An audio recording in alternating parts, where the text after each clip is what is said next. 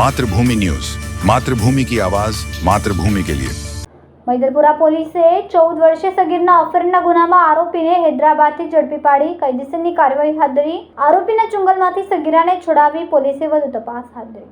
આ અંગે મળતી માહિતી પ્રમાણે સુરતના મૈદરપુરા પોલીસ મથકમાં તારીખ 14/8/2024ના રોજ એક અપહરણનો ગુનો નોંધાયો હતો, જેમાં મૈદરપુરા વિસ્તારમાં રહેતી 13 વર્ષીય સગીરાનું અપહરણ થયું હતું। આ અંગે ફરિયાદ નોંધાતા પોલીસે અલગ અલગ ટીમો બનાવીને તપાસ હાથ ધરી હતી। સીસીટીવી કેમેરા અને ટેકનિકલ સર્વેલન્સની મદદથી તપાસ હાથ ધરી હતી। પોલીસને બાતમી મળી હતી કે સગીરાને એક શખ્સે બગાડી લઈ ગયો હતો અને સગીરાને બગાડી જનાર મોહમ્મદ નૂર બાબુ બદરુદ્દીન સૈયદ સગીરાને સાથે રાખીને પોતાની ધરપકડ ટાળવા ભારતના અલગ અલગ રાજ્યોમાં છુપાઈને ફરતો હતો। આ દરમિયાન પોલીસને બાતમી મળી હતી કે હાલમાં હૈદરાબાદ તેલંગાણા રાજ્યમાં છુપાયેલો છે, જેથી પોલીસની ટીમો હૈદરાબાદ પહોંચી હતી અને આરોપીને ઝડપી પાડ્યો હતો। પકડાયેલા આરોપીના ચુંગાલમાંથી 13 વર્ષીય કિશોરીને છોડાવી હતી। હાલ તો પોલીસે આરોપી વિરુદ્ધ ભારતીય ન્યાય સંહિતાની કલમ 64 તેમજ પોક્સોના કાયદાની કલમો ઉમેરીને ધરપકડ કરીને વધુ તપાસ હાથ ધરી છે।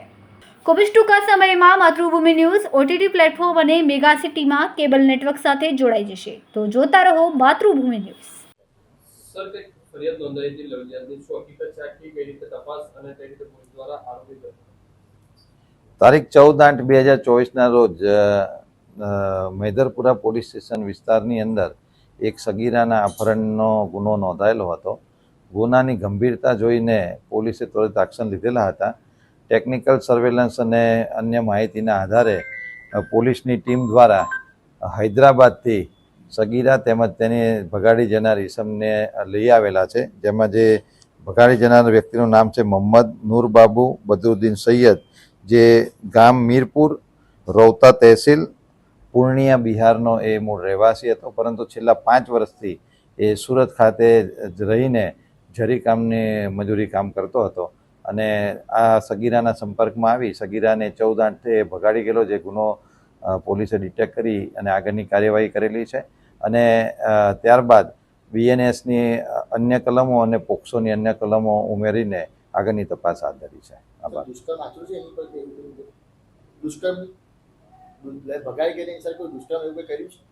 આ કલમ ઉમેરી છે ને એની, અને અન્ય બીએનએસની કલમ 64, 64M, 87 અને પોક્સોની કલમ 3, 4, 7 અને 8નો ઉમેરો કરેલો છે। આ જે આરોપી છે આ છોકરીનો સંપર્ક કેવી રીતે આવ્યો હતો અને ખુશું નામ બદલીને કઈ ના, એ રીતની કોઈ માહિતી અત્યારે આવેલી નથી, પરંતુ તમામ એંગલની તપાસ પોલીસ દ્વારા કરવામાં આવશે। અત્યારે ઇન્વેસ્ટિગેશન છે। હાલમાં આરોપી અને સગીરાને પોલીસે લઈ લીધેલા છે અને આગળની તપાસ ચાલુ છે। સગીરાને અને જે આરોપી છે એ સંપર્કમાં કેવી રીતે આવ્યા હતા? આજુબાજુમાં રહેતા હતા, કામ કરતા હતા? હા, એ લોકો આજુબાજુ કામ કરતા હતા, એ રીતે સંપર્કમાં આવેલા હતા। Thank you.